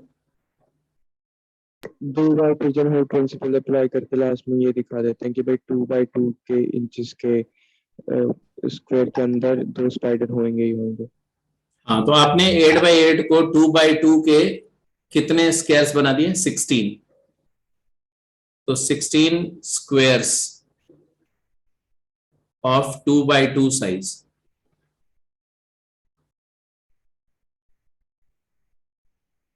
अब ये 16 स्क्वायर्स ले लो और 17 स्पाइडर्स ले लो, बस बात खत्म हो गई। तो 17 स्पाइडर्स को अगर आप 16 स्क्वायर्स में डिस्ट्रीब्यूट करोगे, तो at least one square receives, always gets क्या? 2 स्पाइडर्स और मोर, क्योंकि 17 को 16 में डिस्प्यूट कर रहे हैं ना, तो कम से कम एक होगा जिसमें कम से कम 2 स्पाइडर होंगे, 2 या 2 से ज्यादा स्पाइडर होंगे। और किसी भी स्क्वायर को अगर देखो, 2x2 का स्क्वायर है, तो किसी भी स्क्वायर का फारदेस्ट सेपरेशन क्या है? ये डायगोनल है, और डायगोनल सेपरेशन इज 2√2। तो अगर दो स्पाइडर को आप एक ही स्क्वायर के अंदर प्लेस करते हैं तो ऑब्वियसली उनके बीच का सेपरेशन जो है वो 2√2 से लेस होगा। तो इस तरह के आर्ग्यूमेंट और भी बहुत, मतलब ये बहुत छोटे से मैंने बोला, when you get into the Olympiad kind of problems there are innumerable different variety of problems जिसमें पीएचपी इस्तेमाल होती है। बट अभी हम उस पर नहीं जा रहे हैं क्योंकि हमारा पर्पस उन प्रॉब्लम्स को टेकअप करना नहीं है। हमारा पर्पस है कि ये कॉन्सेप्ट आपको थोड़ा पता रहे, कहीं कहीं पर जेई में एप्लीकेशन है उसको कर सके, और इतना समझने के बाद अपने आप दिमाग लगा के उधर भी एप्लीकेशन कर सकते हैं। अब आते हैं जी, हमने फैक्टोरियल नोटेशन डिस्कस कर लिया था कि नहीं?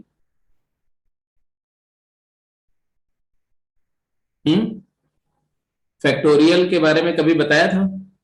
ये सब बता दिया था शुरू कब? में। अच्छा, थोड़ा बहुत बताया था। अच्छा, हमने नंबर थियरी कभी क्लास में डिटेल में डिस्कस किया था क्या?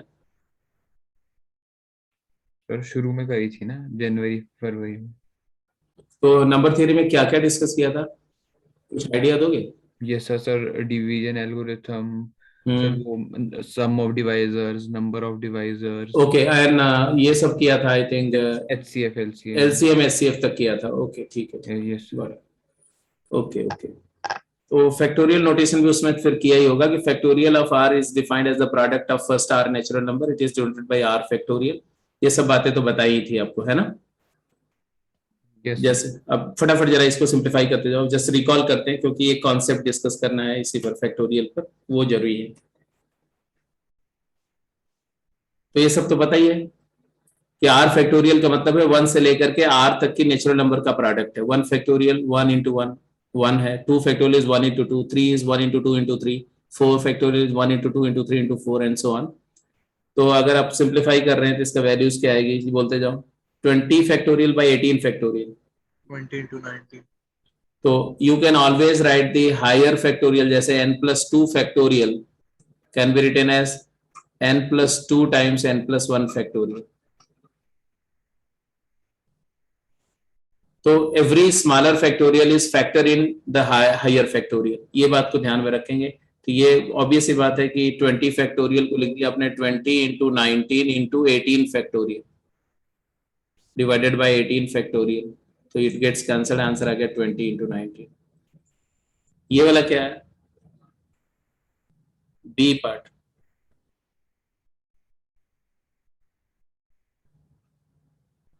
n फैक्टोरियल को क्या लिखेंगे? n into n-1 into n-2 into n-3, because you will see that n factorial contains all lower factorial. n factorial में n-1 फैक्टोरियल भी कॉमन है, n-2 फैक्टोरियल भी है, तो ऑब्वियसली n-4 फैक्टोरियल भी उसमें होगा। तो हमने उसको आइसोलेट किया, n-4 फैक्टोरियल सेपरेट किया और ये सारा अलग किया, एंड देन यू डिवाइड। तो यहां पर n-4 फैक्टोरियल है which is going to get cancelled by 2 factorial, तो this cancels, it is equal to n into n-1 into n-2 into n-3 by 2।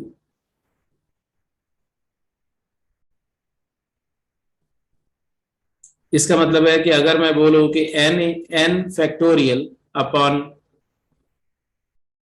n-r factorial, तो क्या आएगा?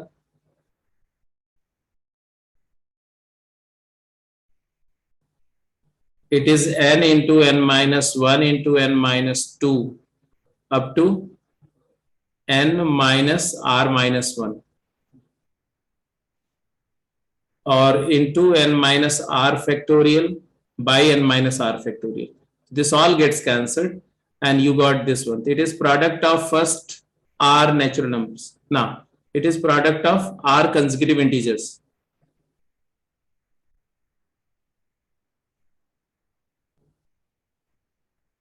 मानते हो कि नहीं मानते हो?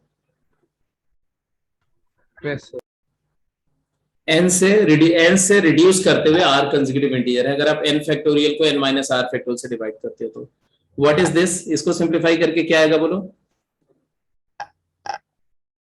19 फैक्टोरियल में ये कैंसिल होगा तो क्या आएगा? 19 into 18 into 17 divided by 4 factorial is 24।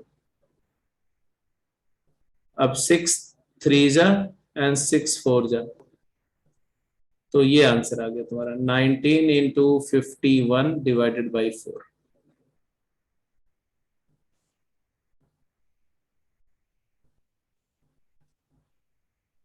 तो फैक्टोरियल नोटेशन समझ में आ रहा है अगर आपको, तो इस पर अब एक छोटा सा एक थ्योरम लिखेंगे और ये थ्योरम को हम लोग प्रूफ करेंगे, समझेंगे और इसके एप्लीकेशंस करेंगे।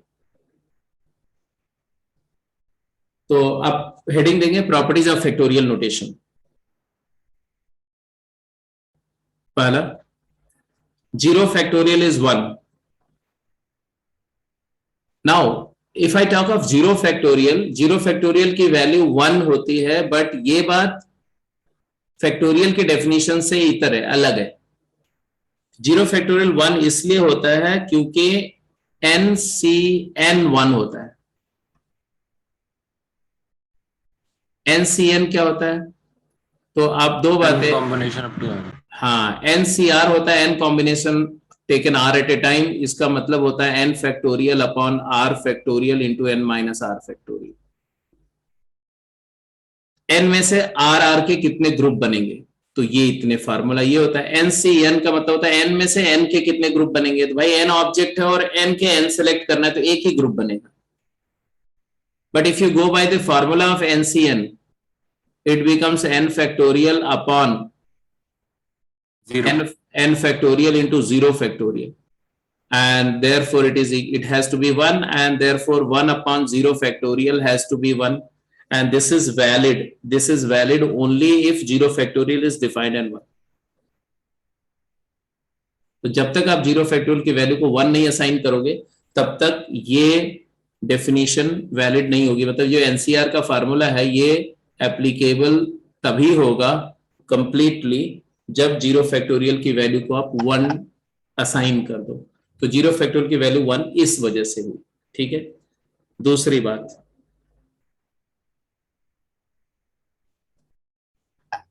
Summation of first n factorial if n is greater than 4 is never a perfect square। First n factorial का सम जहां पर n की वैल्यू 4 या 4 से बड़ी है वो कभी परफेक्ट स्क्वायर नहीं हो सकता। क्यों? प्रूफ करो, इसका आर्गुमेंट दो। How do you say that? क्योंकि उसमें प्राइम नंबर्स भी आ जाते हैं। क्या क्या फिर से बोलो। कि 4 के बाद मेरे ख्याल से प्राइम नंबर्स ज्यादा आ जाते हैं।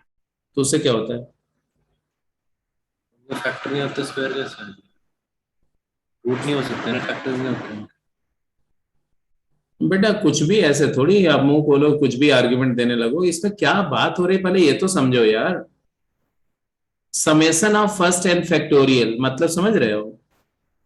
1 factorial plus 2 factorial plus 3 factorial plus 4 factorial and so on up to n factorial, इसका सम है मान लो s। तो बोल रहे हैं कि ये जो s है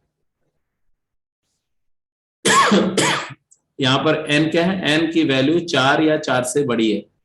मतलब 4 फैक्टोरियल तक का, 1 फैक्टोरियल से 4 फैक्टोरियल का सम ले लो, या 1 फैक्टोरियल से 5 फैक्टोरियल तक का सम ले लो, या 1 फैक्टोरियल से 6 फैक्टोरियल तक का सम ले लो। मतलब 1 फैक्टोरियल से किसी भी फैक्टोरियल तक का सम लो, बट वो किसी भी जो है वो 4 से छोटी नहीं होनी चाहिए। तो ये समेशन कभी परफेक्ट स्क्वायर नहीं हो सकता, ये प्रूफ करना। अब ये समेशन प्राइम होगा ये किसने बोल दिया यार तुमको? ये समेशन प्राइम थोड़ी होगा हमेशा।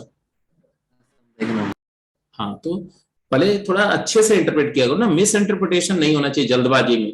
इससे क्या होता है ना कि आपको अगर एक हैबिट आ गई कि आपने सुना तुरंत कुछ स्ट्राइक किया, और स्पेशली अच्छे बच्चों में होता है, मैं बता रहा हूँ कि उनका दिमाग बहुत शार्प होता है, फास्ट, तुरंत फटाफट सोचते हैं और कुछ प्रोसेस करके आधा कच्चा आधा पक्का और फटाक से कंक्लूजन पे आ जाते हैं। वो नहीं होना चाहिए बेटा, उस पर थोड़ा कंट्रोल करो। एनीवे, तो ये परफेक्ट स्क्वायर नहीं होगा, ये नंबर परफेक्ट स्क्वायर नहीं होगी, इसके बारे में आपको आर्ग्यूमेंट देना है। And your time begins now. मैंने एक्सप्लेन कर दिया क्वेश्चन। अच्छा, एक और बात मैं थोड़ा सा बता दूं आपको। अगर कोई नंबर का यूनिट डिजिट 1 है तो उसके स्क्वायर का यूनिट डिजिट भी 1 ही आएगा, है ना? 9 भी तो आ सकता है। अगर कोई नंबर का यूनिट डिजिट 2 है तो उसका स्क्वायर का यूनिट डिजिट 4 आएगा। कोई नंबर का यूनिट डिजिट 3 है तो उसके स्क्वायर का यूनिट डिजिट 9 आएगा। और 4 के केस में स्क्वायर का यूनिट डिजिट 6 आएगा। और 5 के केस में स्क्वायर का यूनिट डिजिट 5 आएगा। और 6 के केस में 6 आएगा। 7 के केस में 9 आएगा। और 8 के केस में 4 आएगा।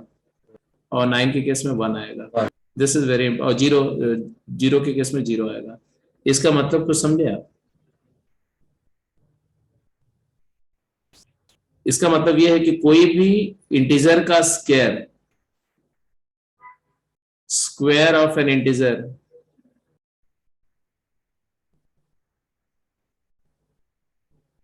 can have its unit place digit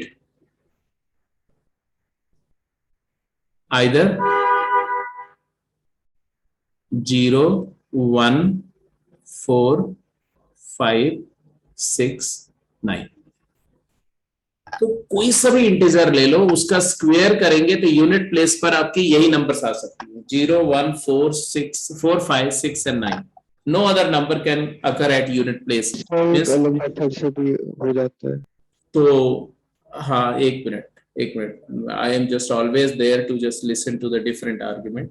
मैं अभी कुछ बता नहीं रहा हूं, मैं सिर्फ आपको बोल रहा हूं कि आप सोचो, ये सब बातें अपने दिमाग में रखो। ये सिर्फ इसी क्वेश्चन के रिगार्डिंग डिस्कशन नहीं हो रहा है। इससे क्या आपने सीखा, ये वाला जो डिस्कशन है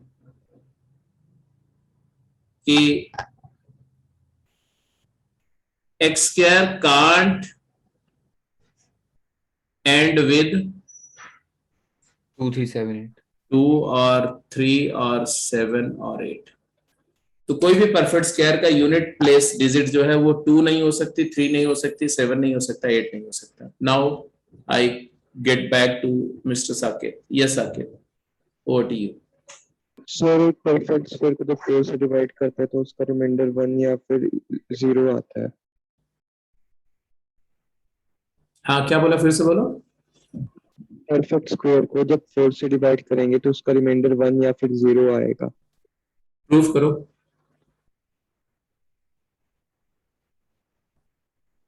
फिर जब दो नंबर को मल्टीप्लाई करते हैं तो उनके रिमाइंडर भी मल्टीप्लाई हो जाते हैं।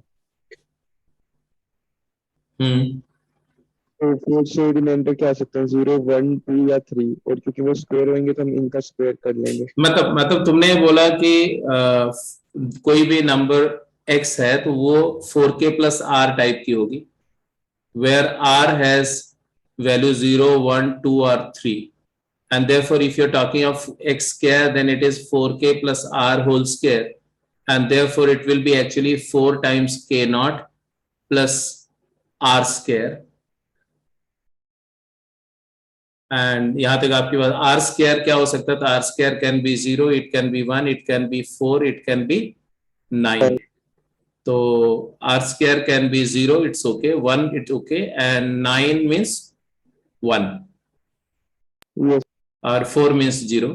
इसका मतलब है कि this will end with 4 times some quotient q plus plus 0। Plus r not, where r not will be either 0 और 1। बिल्कुल सही बात है, मान लिया। अब सर जो वो 4 फैक्टोरियल के बाद है उनमें से तो 4 कॉमन आ जाएगा। और जो पहले बचा 1 factorial plus 2 factorial plus 3 factorial वो 11 आता है।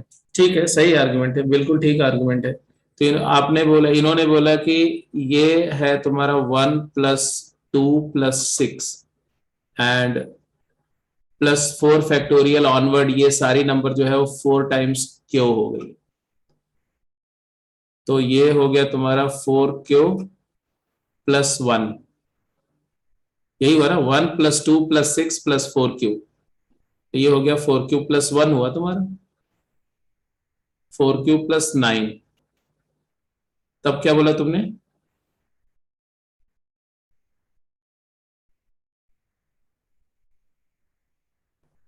तो ये तो 4 क्यू प्लस 1 आ गया।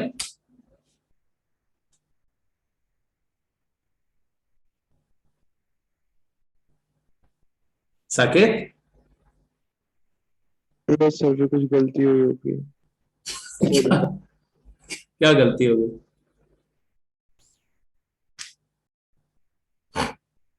सर ऐड करने में गलती कर नहीं नहीं, ऐड करने में गलती, ऐड करने में गलती हो गई मतलब? 2 फैक्टोरियल को 4 लिख दिया था। अच्छा, तुमने 4 लिख दिया था, ओके। अच्छा किया, मैं तो बहुत बुरा किया। एनीवे, देखो इससे अभी डिसप्रूव नहीं हुआ है। आपने बोला कि square of a number will be of the type 4k और 4k plus 1, but if a number is 4k plus 1, then it is always a perfect square, ये गारंटीड नहीं। हर एक परफेक्ट स्क्वायर 4k या 4k प्लस 1 टाइप का होगा, but हर एक number जो 4 का मल्टीपल है या 4 का मल्टीपल प्लस 1 है वो परफेक्ट स्क्वायर भी होगी, ये हम नहीं बोल सकते। तो ये 4 का मल्टीपल प्लस 1 है तो ये परफेक्ट स्क्वायर हो भी सकता है और नहीं भी हो सकता। तो अभी भी बात, आर्ग्यूमेंट स्टैंड्स वैलिड, अभी ये डिसप्रूव नहीं हुआ। अभी आप ये नहीं बोल सकते ये नंबर जो है वो परफेक्ट स्क्वायर हो जाएगी, ऐसा नहीं बोल सकते हैं। चलो अब क्या करेंगे, अब मेरी बात पे आओ वापस। अच्छा एक बात बताओ, 5 फैक्टोरियल ऑनवर्ड, ये 1 फैक्टोरियल इज 1 है, 2 फैक्टोरियल इज 2 है, 3 फैक्टोरियल इज 6 है, 4 फैक्टोरियल इज 24 है, प्लस इसके बाद जितनी भी नंबर्स है वो 10 का मल्टीपल है। Yes sir. 10k, इसका मतलब ये आ गया तुम्हारा, ये कितना हो गया? 33। तो ये 3 प्लस 10 टाइम्स k नॉट हो गया, k प्लस 3 हो गया। मानते हो कि नहीं मानते हो? Yes sir. 10 का मल्टीपल मतलब इसका यूनिट डिजिट 0 है ना, यूनिट प्लेस 0 है। कोई भी 10 का मल्टीपल में नंबर है तो उसका यूनिट डिजिट 0 है। इसका मतलब है कि यूनिट प्लेस डिजिट क्या है? s का, s का यूनिट प्लेस डिजिट क्या है? 3 है, and therefore it can never be, so it can't be perfect square.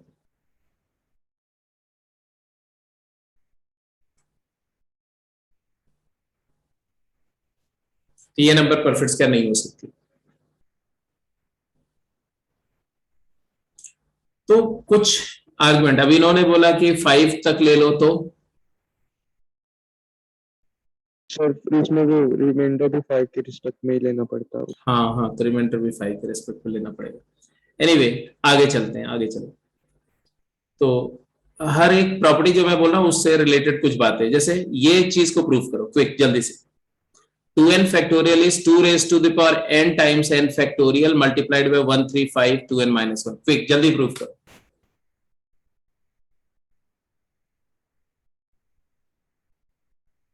Sir ये 2 मल्टीप्लाइड बाय, नहीं यार, 2n एक नंबर है, 2n, 2n का फैक्टोरियल, 2n का फैक्टोरियल, होल 2n एक नंबर है उसका फैक्टोरियल है, it is not 2 times n factorial, नहीं।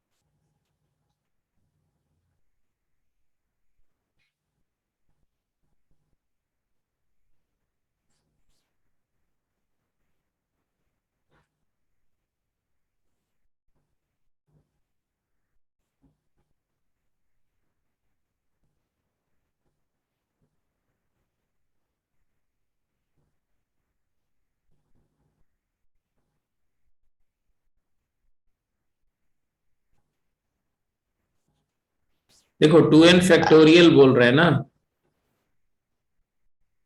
इसका मतलब क्या है? 1 into 2 into 3 into 4 into 5 into 6 on so forth. The last two numbers are 2n minus 1 into 2n. Definitely it has 2n factors. Of them, n factors are even and n factors are odd. So isolating the odd factors together and even factors together, it is 2 into 4 into 6 into 8 into 10, so forth, 2n. These are the all even factors isolated, and rest of the factor 1 multiplied by 3 multiplied by 5 multiplied by 7 and so forth. Last one is 2n minus 1.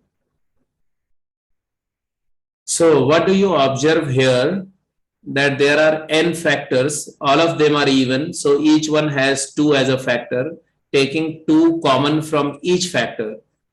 So 2 gets, you will get 2 from here, 2 from here, 2 from here, 2 from here, 2 from here and 2 from here. सबसे 2 बाहर निकाल दो, तो 2 कितनी बार मिलेगा तुम्हें? n times. So you will get 2 into 2 into 2 कितनी बार? n times. After taking those 2's, what we are left with? पहला वाला 2 1 बन गया, 1 4 बन गया 2, 6 बन गया 3, 8 बन गया 4 and 2n हो गया n and multiplied by 1 into 3 into 5. I hope you got it now.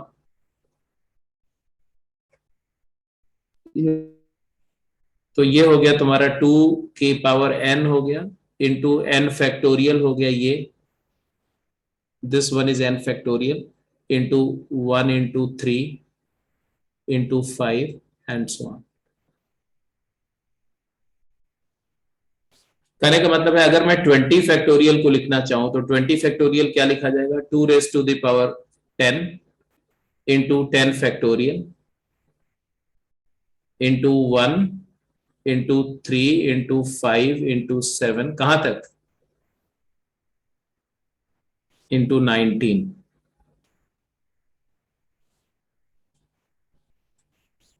तो हाँ बोलो. 49. सर कुछ नहीं. अच्छा, एग्जैक्टली इसी तरह से 10 फैक्टोरियल को क्या लिखोगे? 10 फैक्टोरियल को क्या लिखोगे? 2 into 5 है, 2 की पावर 5 into 5 फैक्टोरियल और into 1 into 3 into 5 into 7 into 9. अब जो 5 फैक्टोरियल होगा उसको नहीं लिख सकते. इसका मतलब एक बात समझ रहे हो ना कि 20 फैक्टोरियल में कितनी 2 है? अगर आप ये देखना चाहो 20 फैक्टोरियल में कितने 2 है? Number of times prime number 2 is factor in 20 factorial. तो क्या आएगा? 10 बारी तो यहां आ गया. अब बचे हुए 10 फैक्टोरियल में 2 कितनी बार है? 5 बार है. तो आ गया 10 प्लस 5 प्लस 5 फैक्टोरियल में 2 कितनी बार है? तो 5 फैक्टोरियल में 2 है 1 into 2 into 3 into 4. 1 into 2 into 3 into 4 into 5 है. तो यहां पर कितनी बार है? 3 बार है. अरे देखो, या 2 बार है, मान लो 2 बार. और फिर 1 बार. ऐसा मतलब है कि 2 है और 4 है तो एक 2 और निकालो. यहां से एक 2 निकालो और 4 में से एक 2 निकाल लो. तो 1 बार 2 बार आ गया और बच गया एक 2 तो 1 बार आ गया. मतलब ये 20 फैक्टोरियल में 2 कितनी बार है? तो एक्सपोनेंट ऑफ 2 इन 20 फैक्टोरियल तो आएगा तुम्हारा 20 by 2 10 प्लस 20 by 2 स्क्वायर का integer part plus 20 by 2 cube का integer part and plus 20 by 2 की पावर 4 का इंटीजर पार्ट.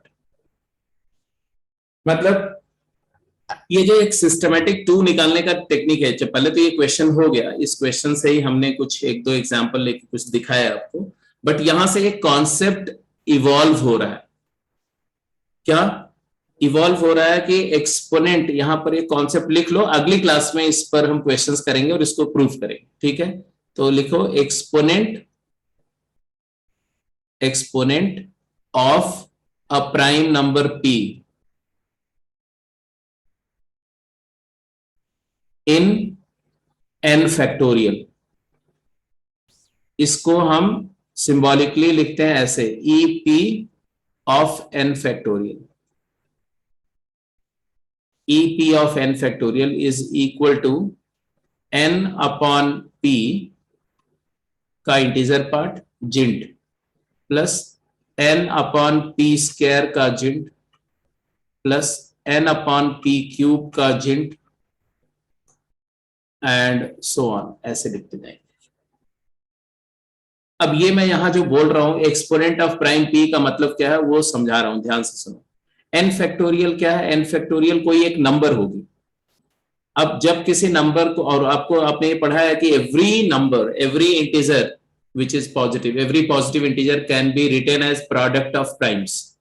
तो n फैक्टोरियल कितना भी बड़ा नंबर हो उसको हम प्राइम नंबर में ब्रेक करेंगे तो ये कुछ ऐसा आएगा, 2 की पावर अल्फा इंटू 3 की पावर बीटा इंटू 5 की पावर गामा, है ना, इंटू 7 की पावर डेल्टा, ऐसे आएगा। अगर इसमें एक प्राइम नंबर p है तो p की पावर कुछ भी है k। तो ये प्राइम नंबर p की क्या पावर है? k। इसी को बोलते हैं exponent. Exponent of p in n factorial क्या है? k। तो अगर किसी फैक्टोरियल में कोई prime number p k times factor है तो k is called exponent of prime p in n factorial, ठीक है। तो जैसे कि एक्सपोनेंट ऑफ 2, 2 का एक्सपोनेंट 20 फैक्टोरियल में क्या है? तो it is how much? 10 plus 5 plus 2 plus 1, कितना आया? 18। इट इज 18, मतलब है कि 20 फैक्टोरियल को जब फैक्टर करोगे तो 2 की पावर 18 इंटू ऑड नंबर आएगी। ऐसे ही इसके साथ 3 की पावर अल्फा आएगा, इस तरह से 5 की पावर बीटा आएगा, इंटू 7 की पावर गामा आएगा, इंटू 11 की पावर समथिंग आएगा, ऐसे करके सारी प्राइम्स आएंगी। तो इसके फर्दर जो डिस्कशन होगा उसको नेक्स्ट क्लास में करेंगे, आज के लिए इतना ही सफिशिएंट है। तो मैं आज की क्लास को यहीं पे समराइज कर रहा हूं। अब आपको जो मैंने गेम 1 शेयर किया है, गेम 2 शेयर किया है, गेम 3 शेयर किया है ना, तो गेम 1 कंप्लीट कर सकते हैं और game exercise, textual exercise 1 complete कर सकते हैं। गेम 2 जो मैंने शेयर किया है वो भी आप ट्राई कर सकते हैं। मैं एक सेकंड के लिए जरा उसको देख लेता हूं।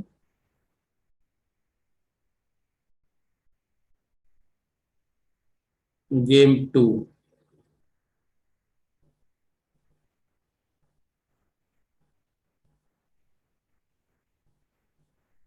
हाँ, नहीं अभी आप गेम 2 नहीं कर सकते। गेम 2 जो है वो सैटरडे के डिस्कशन में कवर होगा। तो गेम 1 और टेक्सचुअल एक्सरसाइज 1 ये करेंगे। तू नहीं कर सकता टेक्सचुअल एक्सरसाइज? नहीं अभी नहीं, अभी नहीं। हाँ, गेम 1 कर सकते हैं, एक्सरसाइज 2 टेक्सचुअल एक्सरसाइज 1 कर सकते हैं, 2 मैंने देखना पड़ेगा। टेक्सचुअल एक्सरसाइज 2 कर सकते हैं, नहीं देख करके मैं अभी ग्रुप पे डाल दूंगा। ठीक है जी, तो आज की क्लास को बेटा यहीं पर क्लोज कर रहे हैं। कल आपकी क्लास होगी, आपको ग्रुप में मैसेज आया होगा, उसको देख लेना। लेकिन वो क्लास ऑनलाइन ही होगी, ऑफलाइन नहीं होगी। तो क्या कराओगे कल? अभी तो कल की क्लास में, डे वाले क्लास में तो वही है ना, यूजुअल जो आपका चल रहा है, circle as a locus discuss करेंगे। ओके ठीक, सर कल मॉर्निंग ऑफलाइन नहीं है?